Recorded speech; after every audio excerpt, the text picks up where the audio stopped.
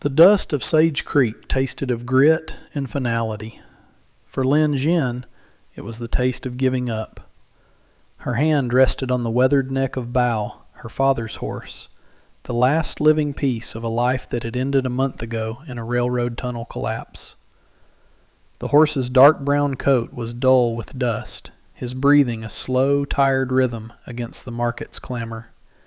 He was old, but his eyes were kind. They were her father's eyes, she thought, and the idea was a fresh pain in her chest. She stood apart from the main throng of traders and ranchers, a small figure in a plain white prairie dress that had been cleaned this morning.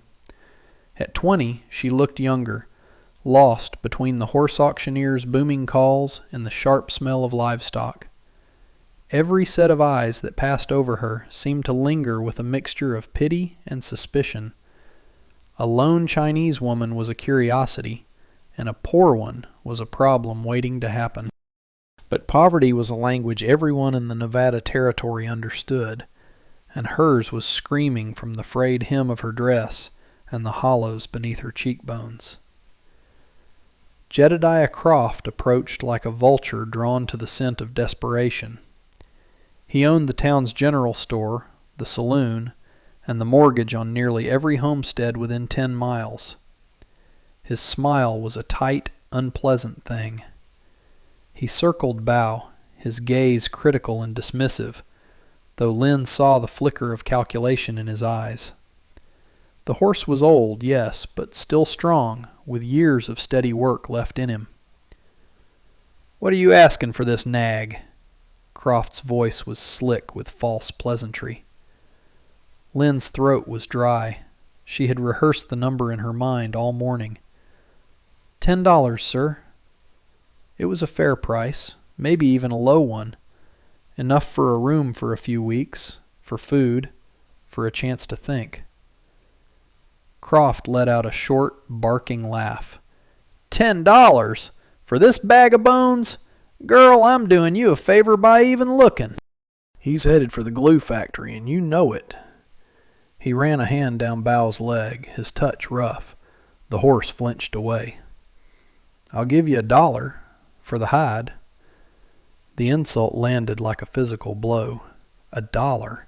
It was less than nothing. It was a statement of her worth and his. A knot of defiance tightened in her stomach, a feeling so fierce it surprised her. She had lost her father, her home, and her future, but she would not suffer this final humiliation. "No," she said. Her voice was barely a whisper, but it was clear. "He is worth more." Croft's smile vanished. "Is he now? $1 is more than you'll get from anyone else. You ought to be grateful." He raised his voice, drawing the attention of a few nearby men. "This is what happens. They come here, take men's jobs on the railroad for half the pay, and when their luck runs out, they expect us to clean up the mess." The men chuckled. Lin's face burned with shame. She wanted to disappear, to sink into the dusty ground. She clutched Bao's rope, her knuckles white. She would lead him away, go hungry another day, rather than sell him to this man. But then a shadow fell over them. A man had stepped out from the shade of the assay office. He was tall and moved with a quiet economy that made the dusty bustle of the market seem to slow down around him. He wore a long gray duster, and a gun belt was slung low on his hips, the leather worn smooth with use. His face was weathered, his eyes a pale, steady gray that seemed to miss nothing. He didn't look at Croft. His gaze was fixed on Lin, and then on the horse. He walked over and placed a hand on Bao's neck, his touch gentle. The horse, who had been tense and agitated under Croft's handling, leaned into the stranger's palm and let out a soft sigh. The man looked from the horse back to Lin, a question in his eyes. She gave a tiny, almost imperceptible nod. He turned his attention to Croft, though he still didn't look at him directly. "You're scaring the horse," he said. His voice was low and even, yet it cut through the market noise. Croft bristled, unused to being challenged. "This is none of your affair, stranger." The man ignored him. He reached into his pocket and pulled out a coin. It wasn't the dull silver of $1. It was a $5 gold piece, and it flashed in the harsh summer sun like a captured star. He held it out to Lynn, his palm flat. "He's worth 5, the man said, his voice still quiet, meant only for her. He finally looked at Croft, a brief, dismissive glance. Then his eyes returned to Lynn, and they held a strange, unreadable expression. He pressed the coin into her hand, his fingers briefly brushing hers. The coin was heavy, real. It was safety. It was a reprieve. She stared at him, bewildered. "But I cannot take this. The horse." The man gave a slow nod, his gaze never leaving hers. He took the lead rope from her trembling fingers and looped it once around his own hand. "Now," he said, the words soft but carrying the weight of a vow, "we both belong to you." The world seemed to fall silent. Jedediah Croft stood gaping, his face turning a blotchy red with fury at being so thoroughly and publicly dismissed. The onlookers murmured amongst themselves, their amusement at Lynn's predicament shifting to intense curiosity about the stranger. Lynn herself could only stare, the weight of the gold coin in her hand a solid, impossible fact. She had come to the market to sell the only thing she had left, and instead, she had somehow acquired something more. She had acquired a man with a gun and a past, and she had no idea if she had just been saved or purchased herself a whole new kind of trouble. The stranger introduced himself as Arthur Vance. He led her and Bow away from the gawking crowd, his presence a shield against their stares. Croft shot a venomous glare at his back, a look that promised retribution, but Arthur seemed not to notice, or not to care. He walked them to the livery stable at the far end of the street, the scent of hay and horse a welcome change from the market's oppressive heat. "He'll need a good brushing," Arthur said, handing the liveryman a silver dollar, "and a double ration of oats for a month." He spoke with the quiet authority of a man accustomed to giving orders, yet his tone was that of an employee reporting to his superior. He kept glancing at Lynn, as if for her approval. She finally found her voice. "Mr. Vance, I don't understand. This is too much. The $5. "It was the fair price," he said simply, cutting her off. "You said he was worth more. You were right." As they stepped back out into the main street, the town seemed different. Before, she had been invisible, a ghost haunting the edges of Sage Creek society. Now, walking beside Arthur Vance, she was the center of attention. Windows that had been empty now held faces. Conversations on porches fell silent as they passed. They were an oddity, the gunslinger in his dusty coat and the Chinese girl in her worn white dress. A story was being written about them with every step they took, and Lynn had no say in the words being chosen. Their progress was halted by 2 burly men who stepped out from a narrow alleyway. They were freight haulers, their faces sun-scorched and mean.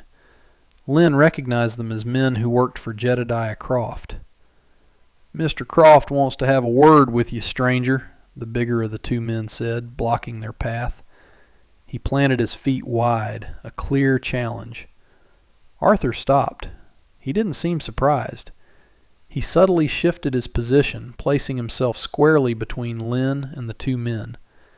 His hand never moved toward his gun, but his whole body seemed to coil, a quiet readiness settling over him. "Mister." "Croft knows where to find me," Arthur said, his voice still low and even. "If he wants to speak, he can use his own mouth." "He ain't asking," the second man snarled, taking a step forward. "He's telling." The man lunged, reaching for Arthur's arm. What happened next was a blur of motion, so fast Lynn could barely follow it. Arthur didn't resist the grab. He moved with it, using the man's own momentum. He sidestepped, twisted, and the freight hauler found himself stumbling forward, off balance, crashing directly into his companion. The two men ended up in a clumsy heap in the dust. Arthur hadn't thrown a single punch. He hadn't drawn his weapon. He had simply moved, and the threat had neutralized itself. He looked down at the two men, his gray eyes cold as river stones. "Tell Mr. Croft his errands are done for the day." He took Lynn's arm gently. "Come on." He led her away, leaving the two men to pick themselves out of the dirt amid the snickers of onlookers. Lynn was trembling, not from fear, but from the sudden, shocking display of competence. This man was more than just a kind stranger. There was a coiled danger in him, a capacity for violence that he held in careful check. She had accepted his help, and in doing so had stepped from the simple cruelty of poverty into a far more complicated world of men and their grudges. The $5 gold piece in her pocket suddenly felt heavier than ever. It was not a gift. It was a wager, and the stakes were growing higher with every passing hour. Later that afternoon, the town marshal, a man with a drooping mustache and an air of perpetual weariness, found Arthur in the saloon. Marshal Brody was a man who preferred a quiet life, which in Sage Creek meant staying on Jedediah Croft's good side. "Vance," he said, hooking his thumbs in his belt, "I'd take it as a kindness if you'd keep from stirring the pot. Croft's got a long memory." Arthur took a slow sip of his whiskey. "A man has a right to see a fair price paid." "A man also has a right to mind his own business," Brody countered, his eyes flicking toward the batwing doors, as if expecting Croft to appear. "For his own health." The warning was clear. The law in this town bent whichever way Croft's money pushed it. Arthur just gave a slight nod, and the marshal, having delivered his message, retreated. But the visit had been noted by everyone in the room. A few minutes later, a young man who worked at the telegraph office scurried in. He looked nervous, but determined. He slid a folded piece of paper across the bar to Arthur and left without a word. Arthur unfolded it. The handwriting was hasty, a transcription of a telegram sent less than an hour ago. The sender was Jedediah Croft. The message was addressed to the U.S. Marshal's office in Carson City. It read, "Inquiry. Arthur Vance. Wanted. Status. Reward info. Urgent." Croft wasn't just angry. He was looking for a weapon to use. He was hoping Arthur was a wanted man, that the law itself would deliver his revenge. What Croft didn't know, and what Arthur now suspected, was that the young telegraph operator had a younger sister. A few weeks ago, that sister had been sick with a fever, and Lin Jin, who knew a little about herbs from her mother, had sat with her for 2 nights, cooling her head with damp cloths until the fever broke. Loyalty in a town like Sage Creek was a currency more valuable than gold, and a debt had just been repaid. But the message on the paper was a chilling reminder. Arthur's past was no longer his own. It was coming for him, and for anyone who stood beside him.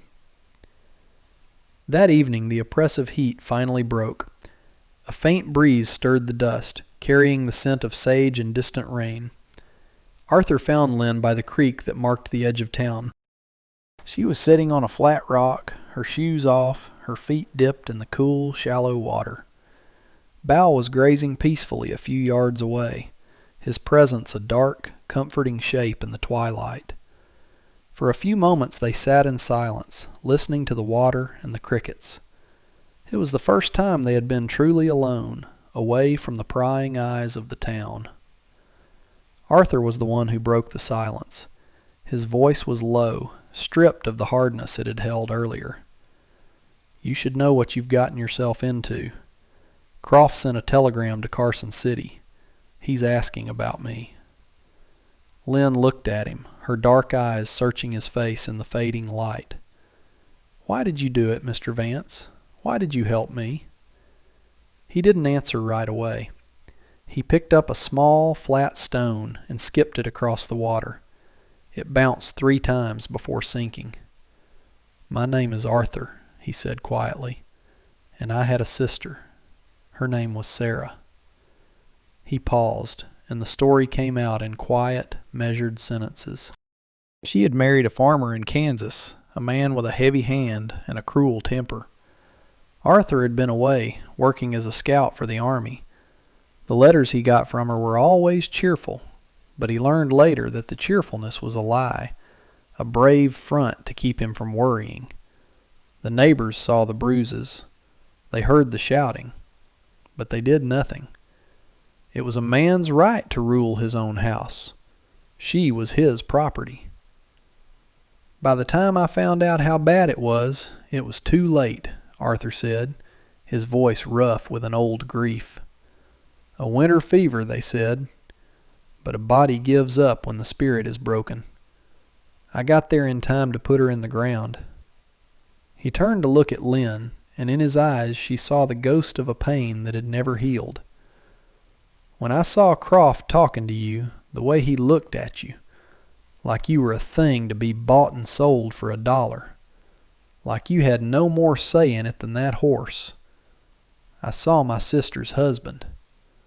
I saw all those people who just stood by and watched, and I decided I wasn't going to just stand by again." His motive wasn't charity, it was penance. He hadn't saved her from Croft, he had saved a piece of himself. The revelation settled between them, changing everything. He was no longer a mysterious gunslinger.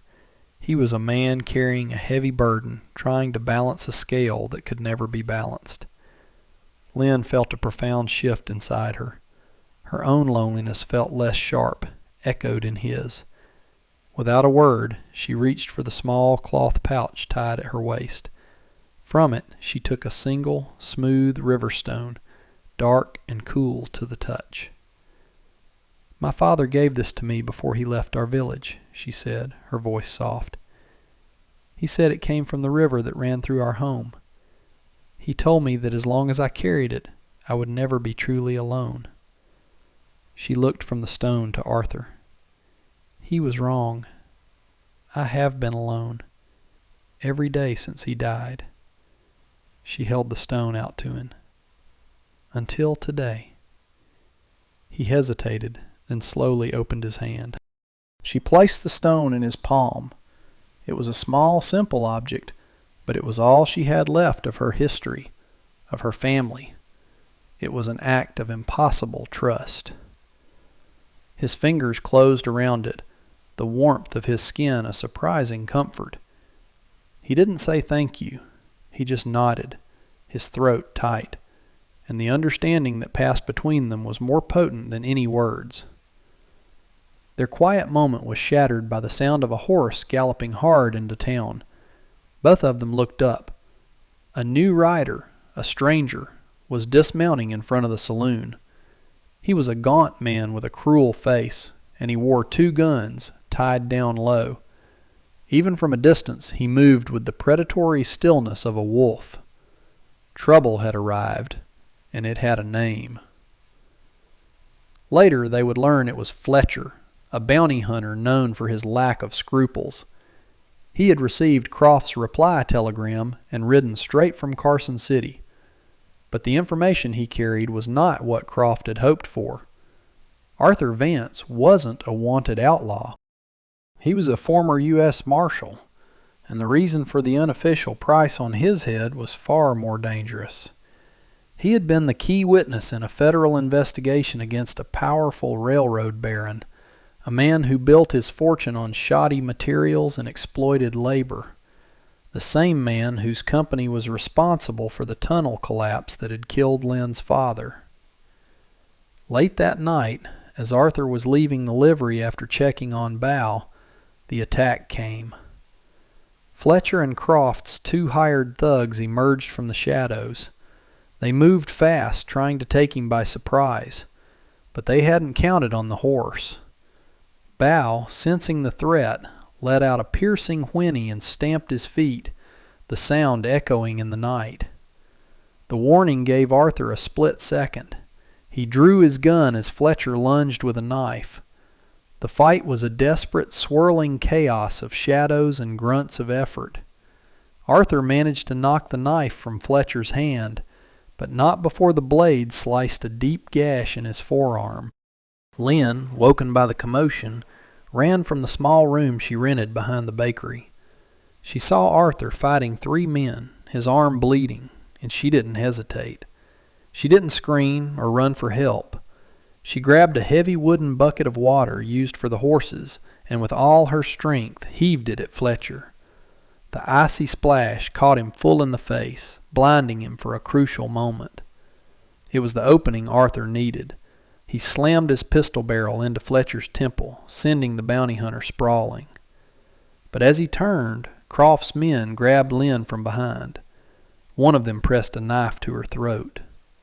"Drop it, Marshal," the man hissed, his voice trembling, "or the girl dies right here." Arthur froze. The gun in his hand felt impossibly heavy. He looked at Lynn, her eyes wide with fear, but also with a defiant fire. He saw the glint of the blade against her skin. He saw his sister's face. He saw the price of his past, and it was her life. With a look of utter defeat, he let his gun fall to the dusty ground. But Lynn was not Sarah. She was not a passive victim. With a sharp cry, she drove her heel down hard onto the instep of the man holding her. He howled in pain, his grip faltering for an instant. It was all she needed. She wrenched herself free, shoving him backward into his companion. The standoff dissolved into chaos. At that moment, Marshal Brody, drawn by the noise and finally realizing he'd backed the wrong man, arrived with 3 deputized townsmen. Seeing a former U.S. Marshal being accosted by a known bounty hunter and Croft's thugs was enough to make his decision for him. The tide of power in Sage Creek had just turned. 6 months later, the first snows of winter were blanketing the high desert. The air was crisp and clean, and the town of Sage Creek was quieter, more settled. Jedediah Croft was gone, having sold his store at a deep loss and departed on an eastbound freight wagon, his reputation in tatters. Fletcher the bounty hunter was in a federal jail, and the reward for his capture, a substantial sum, had been given to Arthur. Lin Jin stood on the porch of a small, sturdy cabin, watching the snow fall. It was her cabin, on her land. Using the reward money, Arthur had helped her file a claim under the Homestead Act. She had started a small laundry service for the miners and their wives, and her hard work and quiet dignity had earned her a place in the community. She was no longer the town's problem, but one of its own. Arthur came out of the cabin, a cup of steaming coffee in each hand. He handed one to her, his fingers brushing against hers. He hadn't put on his marshal's badge again, but he didn't need to. His presence was enough to keep the peace. He had stayed. They stood together in comfortable silence, watching Bow in the newly built corral. The old horse, his coat now thick and glossy, trotted over to the fence. Arthur went to him, scratching the spot behind his ears that he loved. Lynn followed, leaning against the fence beside him. Bow nudged her hand, looking for the piece of apple he knew she kept in her pocket. As she held it out, her hand next to Arthur's on the horse's neck, she looked at the life they were building. It was a simple life, forged from a moment of desperation in a dusty market. It was built on a $5 gold piece, a shared grief, and a stubborn refusal to be broken. A life isn't saved by a single grand gesture, she realized, but is built, day by day, through small, steady acts of loyalty. Sometimes the greatest treasures are not the things we own, but the people we refuse to let go of. And that brings us to the end of this one. If you stayed with me all the way through, thank you. Stories like this one only get told because folks like you sit down and listen. If you liked what you heard, go ahead and hit that like button. And if you want more stories from the old frontier, subscribe so you don't miss the next one. Until then, take care of yourself and thanks again for being here.